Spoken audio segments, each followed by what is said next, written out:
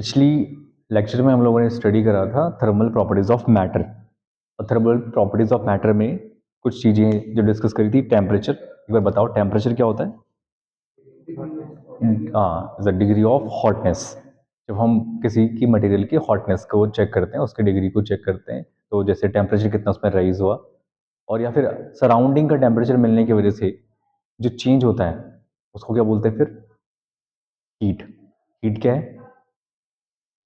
अगर जो एनर्जी कोई भी मॉलिक्यूल कोई भी सब्सटेंस ले लेगा और मॉलिक्यूल सब्सटेंस एनर्जी लेने की वजह से वो अपना स्टेट चेंज कर लेता है, और अपने किसकी वजह से? Change in temperature. तो वो क्या है? हीट।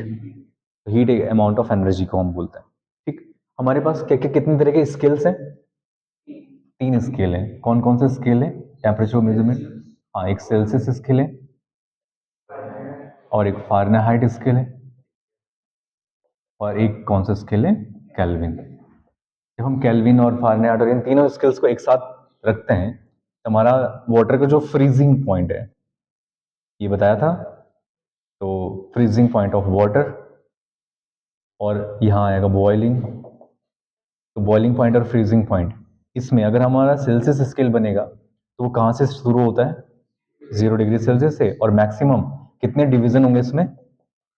100 डिवीजन होंगे। तो 100 डिवीजन होने के बाद यहाँ पे जो रीच करेगा पॉइंट, मैक्सिमम पॉइंट क्या होगा? बॉइलिंग पॉइंट क्या निकलेगा इसका? 100 डिग्री सेल्सियस। ठीक है, ये 100 डिग्री सेल्सियस वाला स्केल होता है।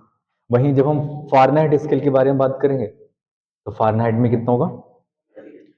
फारेनहाइट स्केल में ये बनेगा इधर यहाँ पर 32 डिग्री फारेनहाइट से शुरू होता है, और मैक्सिमम यहाँ पे कितने डिवीजन होते हैं?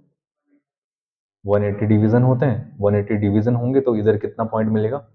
212 डिग्री फारेनहाइट। इसका बॉइलिंग पॉइंट में इतना चला जाता है। सेम एज जब कौन सा स्केल करेंगे? Kelvin scale. तो केल्विन स्केल के लिए हमने कैसे फाइंड करा था कैनुअल स्केल? प्रेशर और टेम्परेचर के बीच में जो ग्राफ आया था, कौन से लॉज? बॉयल्स लॉ और चार्ल्स लॉ का यूज करा था। तो V अगर डायरेक्टली प्रोपोर्शनल है T, तो V upon T is equal two is constant. ये होता है अगर प्रेशर क्या हो? कांस्टेंट हो। और अगर pressure is directly proportional to T, अगर V इज कांस्टेंट, तो P upon T is constant. और जब इन दोनों लॉ का यूज करते हैं, मतलब डिफरेंट सब्सटेंस के लिए, तो हमने क्या देखा था कि जब ग्राफ आया था और ये प्रेशर है, और प्रेशर के साथ साथ डिफरेंट गैस को लिया था, और 1 डिग्री सेल्सियस में टेम्परेचर, तो गैस ए के लिए क्या बिहेवियर था? किसी गैस को देखा था, गैस ए, तो इसका बिहेवियर यह था कि यहाँ पे अगर धीरे धीरे डिक्रीज करेंगे प्रेशर, तो यहाँ पर उसको क्या होगा? गैस से लिक्विड में कन्वर्ट हो जाएगी, कंडेंसेशन हो जाएगा। लेकिन और ज्यादा डिक्रीज करेंगे प्रेशर को, एक पॉइंट पे ये टेम्परेचर कितना हो जाएगा? 0 केल्विन, मतलब डिग्री सेल्सियस में कितना पहुंच जाएगा? -273.16 डिग्री सेल्सियस पहुंच जाएगा। तो उस पॉइंट को बोलेंगे हम कौन सा? 0 केल्विन। और इस वाले को कहेंगे absolute, yes, absolute zero temperature. Absolute zero temperature इसलिए कहते हैं, क्यों? क्योंकि एब्सोल्यूट जीरो टेम्परेचर कहने के पीछे रीजन ये है कि जब हमने इस गैस ए को देखा था, उसी समय अगर हम दूसरी गैस के लिए देखेंगे, गैस नंबर 2 या गैस बी, तो इसका भी क्या आएगा धीरे धीरे? सपोज इसका बॉइलिंग लिक्विड का यहाँ पे ये लिक्विड में कन्वर्ट हो गया ये गैस, लेकिन इन दोनों का जो 0 केल्विन या एब्सोल्यूट जीरो टेम्परेचर है वो सेम आया। हर कोई गैसेस, गैस नंबर सी का भी क्या होगा? यहाँ सपोज इसका लिक्विड पॉइंट यहाँ आया, लेकिन हर कोई गैसेस एक टेम्परेचर में जाकर के 0 केल्विन, मतलब जहां पर प्रेशर बिल्कुल जीरो हो जा रहा है, और जहां पर प्रेशर बिल्कुल जीरो हो जाएगा, उस वाले लोकेशन को जब चेक करा, जिस टेम्परेचर में प्रेशर बिल्कुल जीरो हो जा रहा है, तो उसको क्या बोलते हैं? Absolute zero temperature. क्लियर हो रहा है? Absolute zero temperature. तो इससे फिर हमारा क्या बन गया? केल्विन स्केल बन गया कि जब 0 डिग्री सेल्सियस होगा तो ये कितना होगा? 273.16 के बराबर होगा। और जब 100 डिग्री सेल्सियस होगा तो कितना होगा? 373.16 का। ठीक है, तो केल्विन स्केल इसको कहते हैं। और इसी वजह से जो टेम्परेचर है वो एक फंडामेंटल नेचर दिखाता है। मास का जैसे लेंथ है, टाइम का सेकंड है, करंट का एम्पेयर है, तो ये किसी भी डिपेंडेंट नहीं है क्वांटिटी से। ये भी मास पे डिपेंड नहीं कर रहा है, लेंथ पे डिपेंड नहीं कर रहा है, हो रहा है ना। गैसेस डिफरेंट डिफरेंट है, लेकिन सबके लिए एक ही पॉइंट मिल रहा है, तो इसलिए ये इंडिपेंडेंट है नेचर में, not dependent the another physical quantities. और जैसे कि इन तरह के क्वांटिटीज को जो किसी पे डिपेंडेंट ना हो, इंडिपेंडेंट हो नेचर में, उनको क्या बोलते हैं? फंडामेंटल। इसलिए टेम्परेचर का जो केल्विन है, kelvin is a fundamental quantity.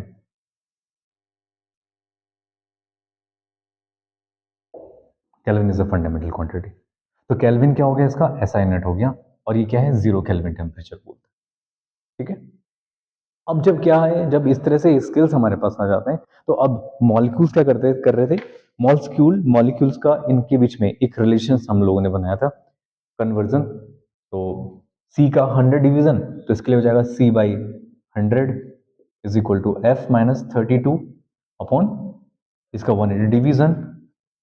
ठीक, और सेल्सियस और केल्विन के साथ तो तुम्हें पता ही है, क्या कर देंगे? अगर कोई सेल्सियस में है तो केल्विन क्या कर देगा? उसको 273 प्लस प्लस करना पड़ेगा, तो वो कन्वर्ट हो जाएगा इसमें। इसका कन्वर्जन था। ठीक, और साथ ही साथ जो थर्मोमीटर मेजर करने के लिए बनाए जाते हैं, ये बताया था। थर्मोमीटर थर्मोमीटर कैसे होता है? थर्मोमीटर डिजाइन करे जाते हैं उसके बेसिस पे उनकी वॉल्यूम, जो लिक्विड का वॉल्यूम चेंज हो रहा है ड्यू टू टेम्परेचर। तो थर्मोमीटर की डिजाइनिंग करी जाती है, वो क्या है? Change the volume by using temperature. Temperature के चेंज होने की वजह से जो इनका क्या है, वॉल्यूम चेंज हो रहा है। तो मान ली सपोज 0 डिग्री सेल्सियस पे, तो 0 डिग्री सेल्सियस के बाद क्या हुआ? ये 100 डिग्री सेल्सियस में पहुंच गया, ये स्टीम है वाटर का। तो अब इतना जो चेंज आएगा, इसका वॉल्यूम में जो चेंज आएगा, वो जिस मेजरमेंट किया जाएगा वो बाय यूजिंग, वो क्या दिखाएगा? शो करेगा टेम्परेचर। तो टेम्परेचर या थर्मोमीटर किस पे डिजाइन कराए जाते हैं? Change the volume, change in volume. और वॉल्यूम में चेंज कैसे हो जाएगा? जब उसको कुछ टेम्परेचर मिलेगा तो उसको वो मेजर कर लेगा कि जितना वो टेम्परेचर आया। ठीक, एक्सपेंशन। और जो ये इस तरह से वॉल्यूम का बदलना, इस कंडीशन को बोलते हैं एक्सपेंशन। और एक्सपेंशन कितने होते हैं? Three type of expansion in nature. कौन से एक्सपेंशन होता है? लेस। पहला होता है लीनियर, और दूसरा क्या? एरियल, और third one is volumetric. Volumetric expansion जब लीनियर होगा तो सिर्फ एक लेंथ में चेंज होगा, एरियल में होगा तो लेंथ और ब्रेथ में चेंज होगा, इसमें होगा लेंथ, ब्रेथ और हाइट, 3 डायमेंशंस में चेंज होगा। इनमें जो चेंज होगा उसको हम एक कॉफिशिएंट से दिखाते हैं, coefficient of linear expansion, alpha. और अल्फा क्या होगा? Final length minus initial length divide by original length, और multiplication by change in temperature. ये कॉफिशिएंट ऑफ लीनियर एक्सपेंशन। और coefficient of areal expansion, L T minus L naught upon L naught into delta T की जगह यहाँ आ जाएगा A T, A area आ जाएगा। और जब इसके लिए बोलेंगे तो gamma, volumetric, final volume initial volume divide by initial volume into delta T. इसी फॉर्मूले को क्या हम ऐसे लिख सकते हैं? L T is equal to L not 1 plus alpha delta T. ये फिर इसका क्या हो जाएगा? Final initial alpha coefficient. ऐसे ही इसको क्या लिख सकते हैं? Beta area, final area initial area 1 plus beta और डेल्टा टी। ऐसे वॉल्यूम को भी चेंज कर सकते हैं। इन तीनों को जब हमने कॉम्बिनेशन बनाया तो इन तीनों का क्या होता है? रिलेशन आता है अल्फा बीटा और गामा में। अल्फा बीटा गामा के लिए रिलेशन कितना आया था? 1:2:3, मतलब beta is equal to 2 alpha और gamma is equal to 3 alpha. तो एक बार आप पुराना वाला लेक्चर को रिवाइज कर लेना, उसमें एक न्यूमेरिकल क्वेश्चन लिखना है इसके बेसिस पे। इतनी बातें जब कर ली हैं, एक ब्लैक स्मिथ है, fix iron ring on the rim of wooden wheel.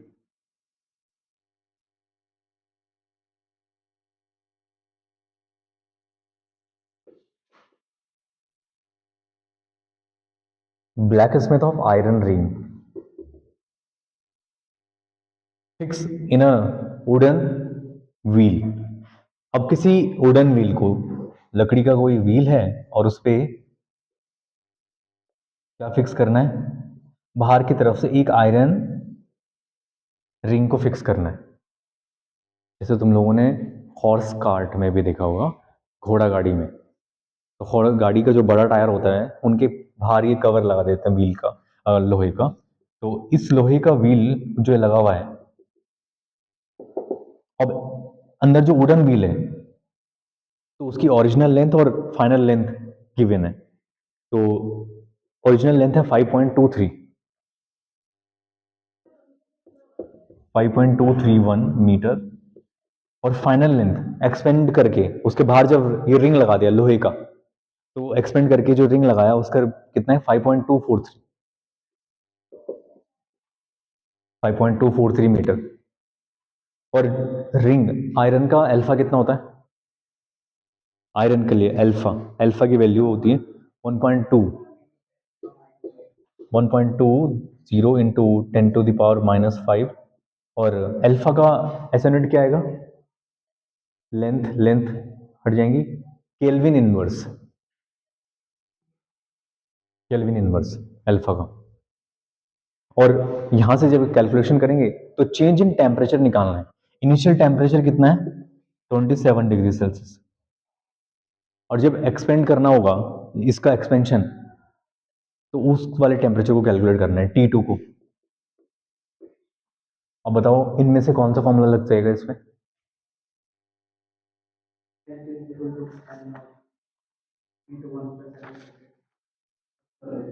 First वाला।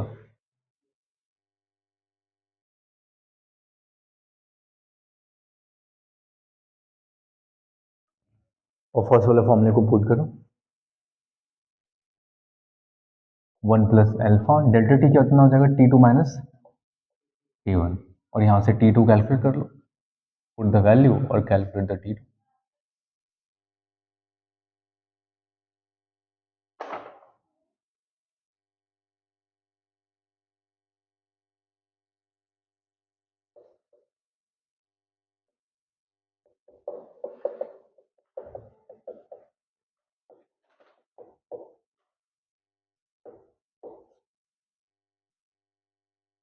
आता है इसको कैलकुलेट करना?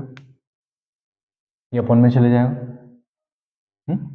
या इसकी मल्टीप्लाई इसके साथ करो, तो ये तो 5.243 माइनस 5.231 इज इक्वल टू 5.231।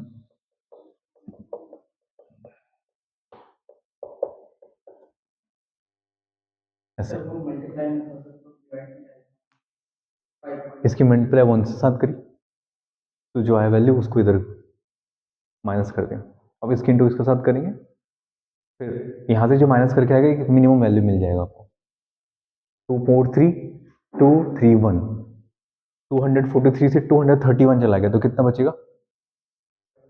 12, मतलब 0.12।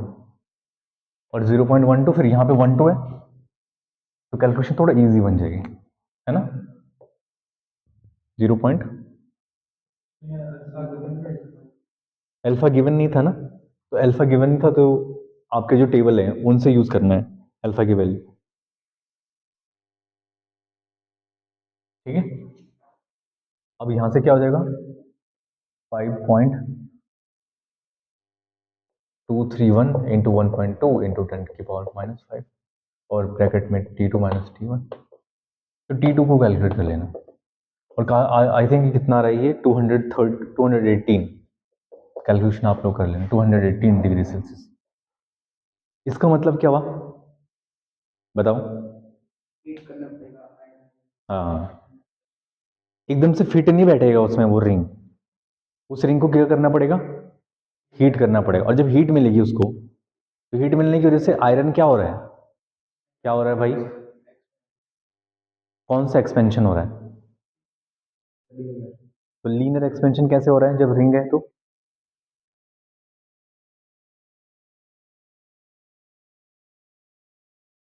अरे तो सीधी वायर को ही तो, सीधी एक आयरन के पट्टे को ही तो मोड़ करके रिंग बनाया जा सकता है। तो सरकमफेरेंस बोल सकते हैं उसको, समझ गए। तो ठीक है, तो एक ही लेंथ एक ही डायमेंशन में तो चेंज कर रहे हैं, तो इसलिए हाँ, तो ये हो जाएगा आपका, ठीक है। अब देखिए कुछ इंपॉर्टेंट जो कंक्लूजन है इसके वाटर के, उनको थोड़ा समझ लेते हैं।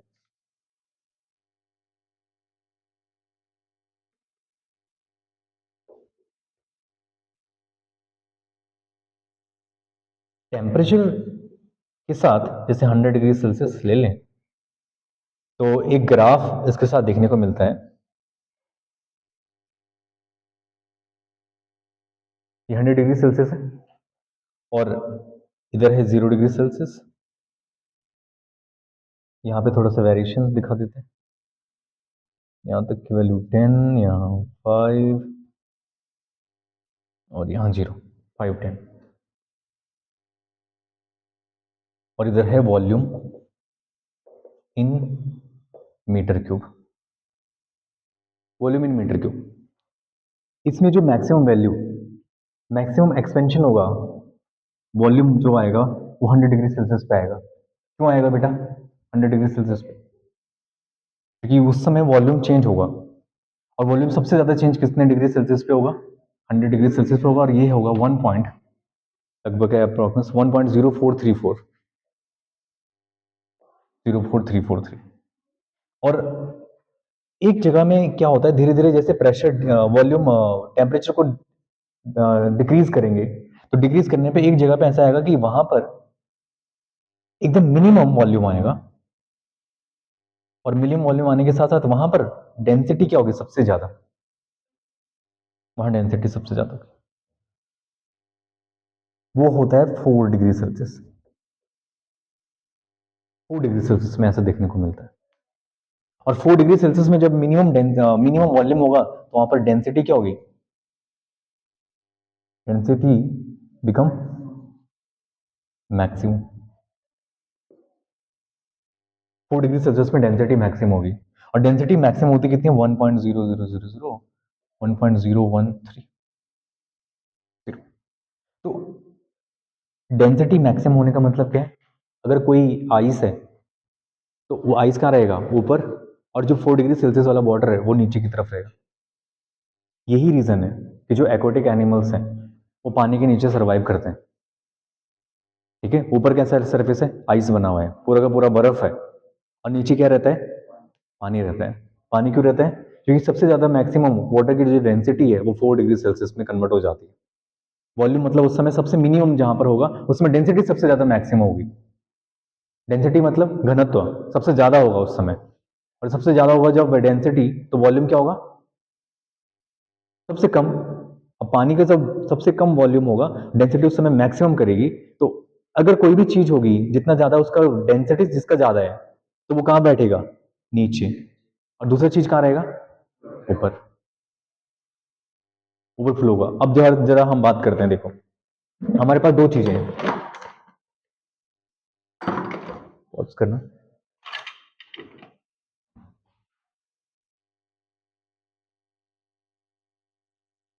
तो हमारे पास कुछ डिफरेंट तरीके की क्या है, ये डेंसिटी वाला है। जैसे ग्लिसरीन, मतलब ग्लिसरीन ज्यादा डेंस है या वाटर, ना, तो वाटर कम डेंस होगा। और ग्लिसरीन कैसा है, इसकी डेंसिटी ज्यादा है। तो जिसकी डेंसिटी ज्यादा होती है वो कहाँ जाएगा, नीचे बैठ जाएगा। और जिसकी डेंसिटी कम होगी तो वो ऊपर फ्लोट करेगा। तो अब हम इसको थोड़ा सा, ग्लिसरीन तो देखो सेम दोनों ट्रांसपेरेंट है, तो इनको देखेंगे अभी। लेकिन पहले देख लेते हैं, एक और है मेरे पास, बताओ इसका नाम क्या है, कैरोसिन। तो कैरोसिन को अगर मैं इसके साथ डालता हूँ,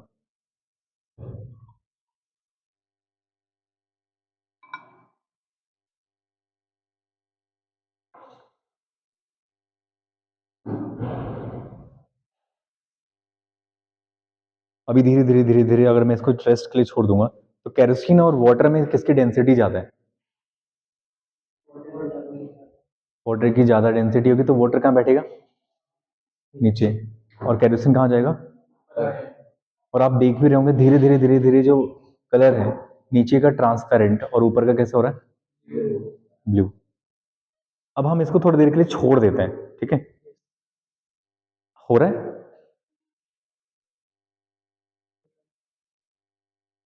अभी हम रेस्ट में छोड़ देते हैं उसको, ठीक है? दिख भी रहा है या विजिबल है ना कि नहीं है? कैमरे में दिख रहा है? अभी धीरे धीरे धीरे अभी करते हैं। अभी अब इसको थोड़ा रेस्ट के लिए छोड़ दूंगा मैं, ठीक है? क्योंकि अब जिसकी उसकी डेंसिटी कैसी है, तो वाटर ये ऐसे लेवल में हम बात कर रहे थे कि जब यहाँ पे प्रेशर धीरे धीरे डिक्रीज होगा, वॉल्यूम कैसे होगा, एकदम बहुत मिनिमम जहां पर होता है तो वो लेवल आता है 4 डिग्री सेल्सियस टेम्परेचर पे। और उसमें डेंसिटी क्या हो जाती है वाटर की? मैक्सिमम। इसीलिए जो आइस है ऊपर तो बर्फ बना रहेगा अंटार्कटिका और ये सब जगहों पे, लेकिन नीचे कैसा रहेगा पानी? 4 डिग्री सेल्सियस पर रहेगा। इसलिए जो एक्वाटिक मैमल्स हैं तो वो सब क्या करते हैं? सर्वाइव कर पाते हैं। तो एक तरह से ये नेचर के लिए क्या बन जाता है? एज अ प्रोटेक्शन बन जाता है। तो नेचर के लिए प्रोटेक्शन की तरह काम भी करता है वाटर का ये फिनोमिना। वाटर की इस बिहेवियर को बोला जाता है एनोमलस बिहेवियर। क्या कहते हैं? Anomalous behaviour of water. और speculation this speculation of water is called anomalous behavior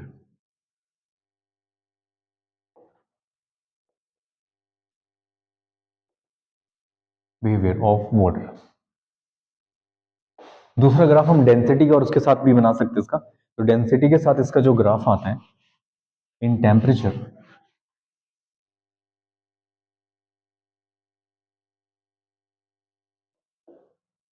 density के साथ कैसा आएगा? एक 10 डिग्री सेल्सियस, 10 डिग्री सेल्सियस और साथ साथ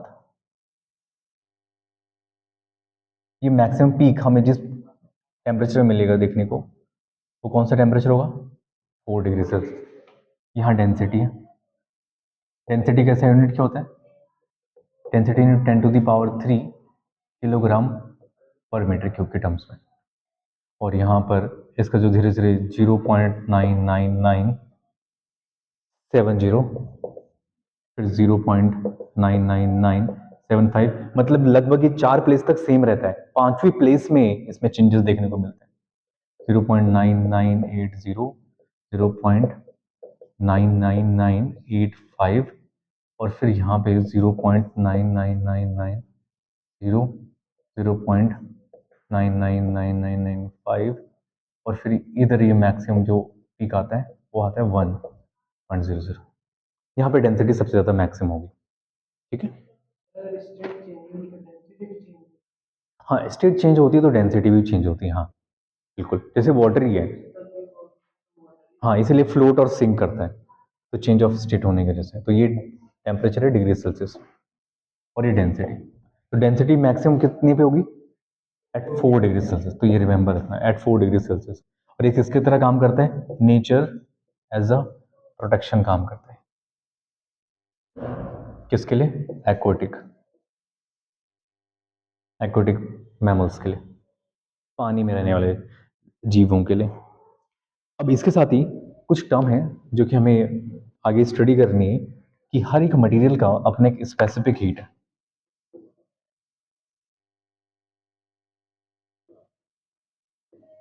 स्पेसिफिक हीट। पर स्पेसिफिक हीट को समझने से पहले एक टर्म समझ लेते हैं जिसका नाम है हीट कैपेसिटी। हीट कैपेसिटी, अगर हीट कैपेसिटी क्या होगा? जब कोई सब्सटेंस को हीट देंगे और हीट देने की वजह से उसमें कितना चेंज आए? 1 डिग्री सेल्सियस टेम्परेचर चेंज हो जाए तो उसको बोला जाएगा हीट कैपेसिटी। तो heat capacity of a body,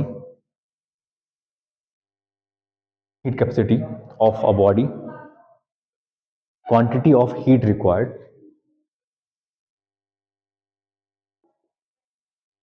quantity of heat required, quantity of heat required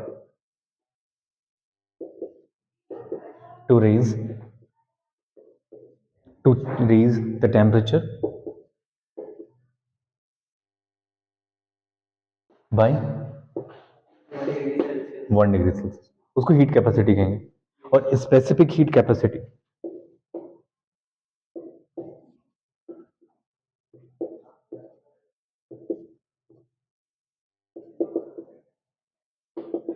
specific heat capacity, specific heat capacity होगी जब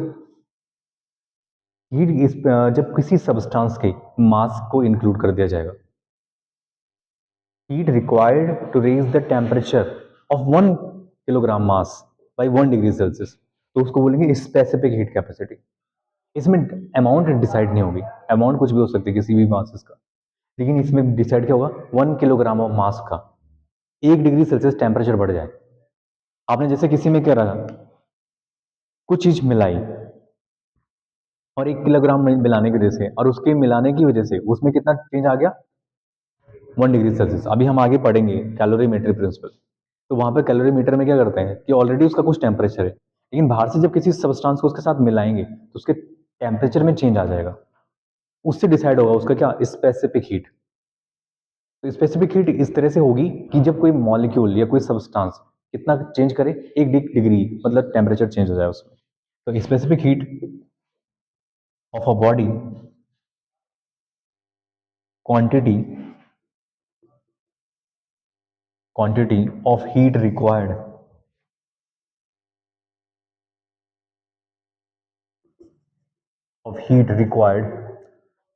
to raise the temperature to raise the temperature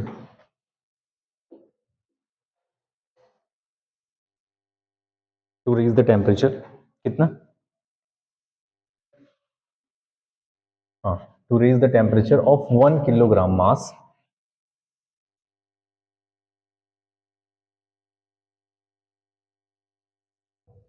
by 1 degree Celsius.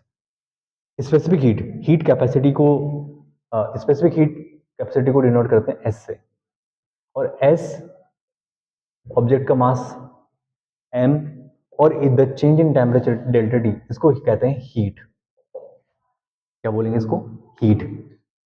जो amount of heat होगा इसको बोला जाएगा heat.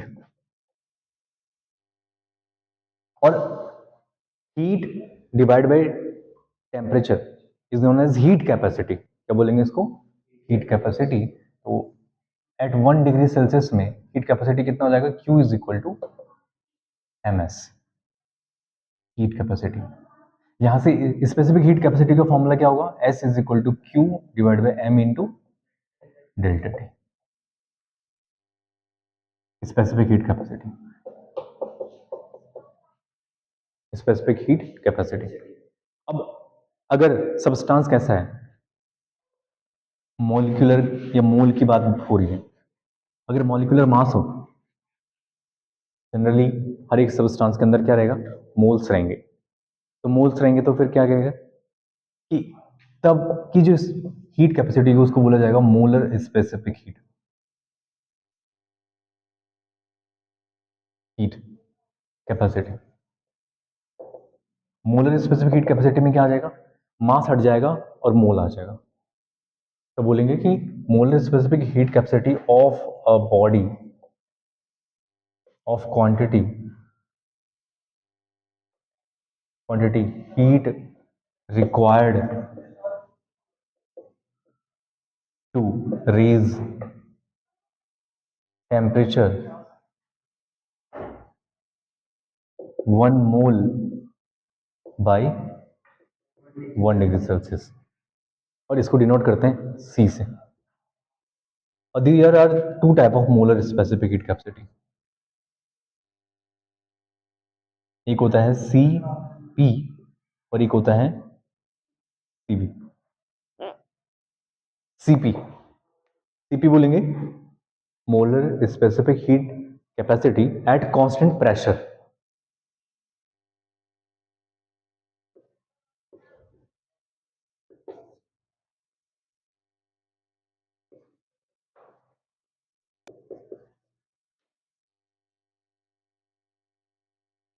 और जब pressure constant होगा तो चेंज कौन होगा? वॉल्यूम। तो आप यहां लिखेंगे वॉल्यूम चेंज।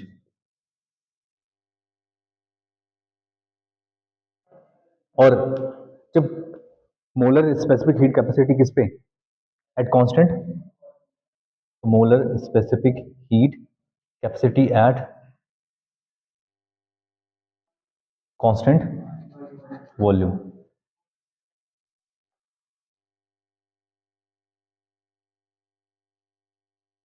तो वो कांस्टेंट वॉल्यूम के लिए कितना होगा? प्रेशर क्या होना चाहिए? Pressure change. इसमें प्रेशर चेंज, इसमें वॉल्यूम चेंज। ठीक है, तो आज के लेक्चर के लिए इतने रखते हैं, नहीं तो फिर अगर हम ज़्यादा इसमें पढ़ लेंगे थर्मल प्रॉपर्टीज ऑफ मैटर का, तो दूसरा वाला टॉपिक देखेंगे जहां पर हम लोग समझेंगे किस बारे में, कैलोरीमेट्री प्रिंसिपल को। ठीक है, कैलोरीमेट्री प्रिंसिपल। ओके, अच्छा ये हो गया है। हाँ, ऊपर ऊपर का थोड़ा सा डेंस, जो डेंसिटी वाला था वो नीचे बैठ गया है, और जो ब्लू कलर है वो कैसे पहुंच गया ऊपर। ठीक है, तो ये है कि हायर डेंसिटी वाला नीचे रहता है हमेशा, और लो डेंसिटी वाला ऊपर रहता है। ठीक है।